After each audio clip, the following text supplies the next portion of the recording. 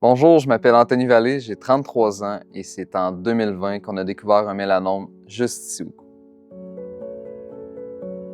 En fait, comment ça a commencé? C'est en 2020, alors qu'il y avait un grain de beauté que j'avais dans le cou, que tout le monde peut penser comme étant normal. Je voyais que le grain de beauté grossissait à une vitesse assez spéciale, ce qui a fait en sorte qu'on l'a analysé puis qu'on a découvert que c'était un mélanome assez avancé. Et puis, ça l'a amené au retrait de ce mélanome-là. J'ai fait des traitements préventifs, donc tout semblait pas si mal à ce moment-là. J'ai fait de l'immunothérapie, donc le tout a commencé à Québec. J'étais au Cerceau dans le temps. Et puis, étant donné que la situation était stable, pas trop de symptômes, que les traitements se passaient bien, ben j'ai été transféré ici à Victoriaville pour justement éviter là, le transport là, que j'avais à faire à toutes les 8 semaines. Donc, j'ai eu ces traitements-là pendant 1 an. Ensuite, après des récidives, ça m'a amené à faire d'autres traitements. Et puis là où le vent a changé, c'est en 2023 où il y a une tumeur qui s'est logée au niveau du cerveau. Donc à ce moment-là, on a commencé une vague de traitements parce que c'est passé d'une tumeur à 16 tumeurs à 35 tumeurs en quelques mois. Donc là, j'ai fait une craniotomie, j'ai fait une radiochirurgie, j'ai fait de la radiothérapie, une petite période d'immunothérapie encore là. Je ne suis pas guéri à l'heure actuelle. En fait, les tumeurs sont encore là. La seule différence, c'est qu'on a un traitement ciblé qui permet de contrôler l'évolution des tumeurs. Donc, ça fait un petit peu plus de 2 ans maintenant là, que la grosseur des tumeurs reste sensiblement la même, mais j'ai pas de guérison, mais j'ai pas de symptômes en lien avec les traitements que je fais, ce qui fait en sorte que je suis en mesure de continuer mon travail, de faire mon sport, puis de faire ma routine quotidienne, là. La réaction de la famille puis de l'entourage quand on leur apprend qu'on a le cancer, en fait, c'est de la frustration, je dirais, parce que c'est pour eux anormal que quelqu'un de plus jeune, tu sais, en théorie, c'est tout le temps les plus vieilles générations qui vont quitter avant nous. C'est vraiment la frustration qui en a découlé de tout ça parce que ma famille aurait voulu changer de rôle puis être à ma place pour me laisser le temps de profiter de la vie. Je vous dirais qu'initialement, là, c'est vraiment ça qui a... Puis de la tristesse, c'est bien sûr, parce que là, on voit l'impact que ça a sur nous. Et puis, dans le fond, ils peuvent pas rien faire outre m'appuyer au travers de ce parcours-là. Fait que c'est un petit peu ça, ils se sentent impuissants là, face à la maladie que j'avais. C'est certain qu'on a peur de mourir quand on apprend ces nouvelles-là, parce que veut pas, on est jeune, on a déjà un plan de match en tête, dans le sens que bon, on veut développer notre carrière, on veut avoir des enfants, on veut s'acheter une maison. Puis là, du jour au lendemain, tout ça peut ne plus être possible. Ce qui fait en sorte que ça crée une peur, puis il y a un moment de réflexion qu'il faut juste faire le point sur c'est quoi qui s'en vient, puis de croire que tout peut guérir, puis que tout peut être possible pour qu'on puisse réaliser nos rêves.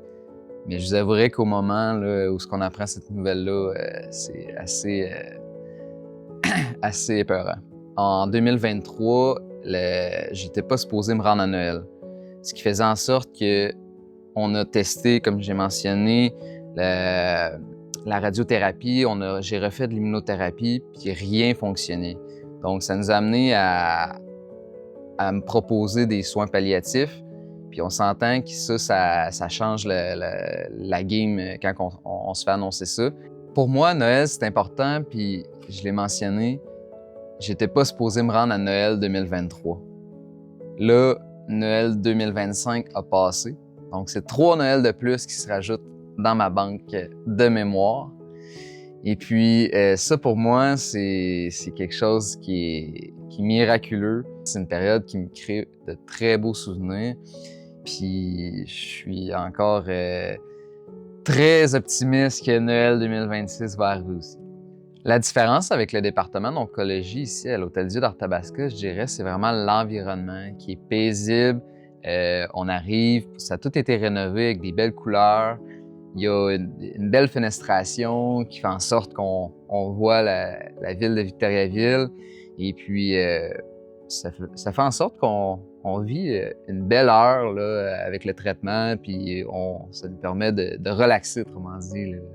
C'est important de soutenir la fondation parce que tous les fonds récoltés vont servir à quelqu'un dans le futur, puis ça, c'est assuré. L'impact que j'ai eu dans ma situation, c'est simplement de me permettre d'avoir accès à des traitements que oui, c'était possible de faire à Québec, pardon, mais de le faire dans sa propre ville, de ne pas avoir à faire des déplacements, c'est ce qui a changé là, mon quotidien, autrement dit, pour éviter de... Tu sais, je le mentionne, quand on me parle que je suis en fin de vie et que j'ai la possibilité de gagner du temps, pour moi, ça a une valeur inestimable. Donc, de récolter des fonds pour améliorer les différents départements pour que les personnes de la région puissent directement y avoir accès ici dans leur patelin, c'est d'où l'importance là, de récolter le plus de fonds pour la Fondation. J'ai parlé beaucoup de l'oncologie avec les traitements que j'ai eus ici, mais aussi mes IRM, chose qui a changé aussi mon quotidien. Je l'ai fait maintenant à Victoriaville, donc au lieu d'aller aux 5-6 semaines à Québec, faire les allers-retours, ben je gagne du temps à venir directement dans ma ville. C'est chose qui est aussi agréable, c'est qu'ils ont une nouvelle machine, aussi performante que les autres, mais le confort. On s'entend, moi je fais un IRM tête et colonne en même temps, donc c'est 2 IRM. Le confort de la table d'IRM, je vois la différence, ça fait en sorte que limite, même malgré les sons très bruyants, là, vous le savez, je suis en mesure de dormir. Juste par le confort puis la petite couverte chaude qu'on a sur nous, c'est quelque chose de très, très agréable. On est plus de 100 000 habitants de la MRC de l'Érable et d'Arthabasca qui ont la possibilité d'avoir accès à un hôpital comme l'Hôtel-Dieu d'Arthabasca. On s'entend d'avoir des départements comme ça qui nous amènent de la tranquillité d'esprit puis de la facilité, ça vaut de l'or. Et d'où l'importance en tant que communauté de récolter des fonds le plus possible pour pouvoir continuer d'améliorer les installations puis la vie des gens. Je donne parce que cet hôpital fait partie de mon histoire. Et vous, quelle est votre raison?